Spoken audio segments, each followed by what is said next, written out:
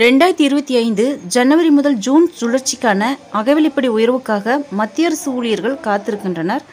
AICPI குறியீட்டின் அடிப்படையில் DA கணக்கிடப்படுகிறது. மேலும் அடுத்த உயர்வு பிப்ரவரி இறுதியில் எதிர்பார்க்கப்படுகிறது.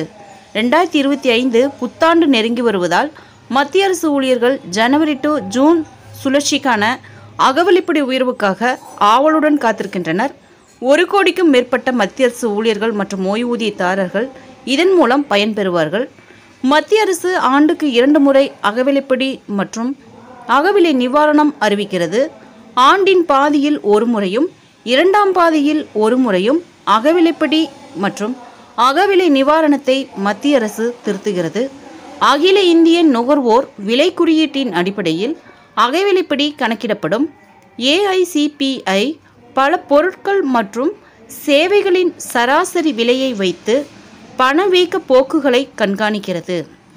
இதன்படி ஜனவரி டு ஜூன் தவணை அகவிலைப்படி அறிவிப்பு விரைவில் வரும் என்று எதிர்பார்க்கப்படுகிறது. ஜனவரி டு ஜூன் சுழற்சியில் மத்திய அரசு ஊழியர்கள் எவ்வளவு டிஏ உயர்வு எதிர்பார்க்கலாம்? அக்டோபர் 2024 நிலவரப்படி ஏஐசிபிஐ 144.5 உயர்ந்தது. நவம்பர் மற்றும் டிசம்பர் தரவு வந்தவுடன் இது 145.3 உயரும் என்று கணிக்கப்படுகிறது.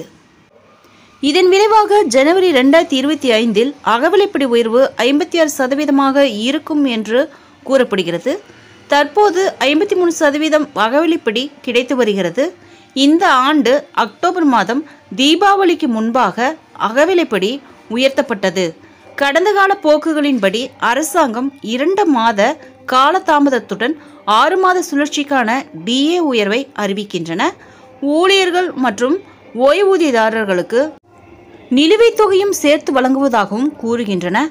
அக்டோபர் 16, 2024 அன்று மத்திய அரசு ஊழியர்களுக்கான அகவிலைப்படியை 3% உயர்த்த மத்திய அமைச்சரவை ஒப்புதல் அளித்தது. இது தீபாவளி நேரத்தில் 50% இருந்து 53% அதிகரித்தது. இந்த முடிவால் 1 கோடிக்கும் மேற்பட்ட மத்திய அரசு ஊழியர்கள் மற்றும் ஓய்வூதியதாரர்கள் பயனடைந்துள்ளனர். முன்னதாக மார்ச் 2024 ஜனவரி முதல் ஜூன் சுழற்சிக்கான அகவிலைப்படியை 4% அதிகரிப்பதாக மத்திய அரசு அறிவித்தது. ஃப்ரெண்ட்ஸ், இந்த தகவல் உங்களுக்கு யூஸ்ஃபுல்லாக இருந்தால் என்னோட சேனலை சப்ஸ்கிரைப் பண்ணுங்கள், லைக் பண்ணுங்கள், மற்ற நண்பர்களுக்கும் இந்த வீடியோவை ஷேர் பண்ணுங்கள். தேங்க்ஸ் ஃபார் வாட்சிங்.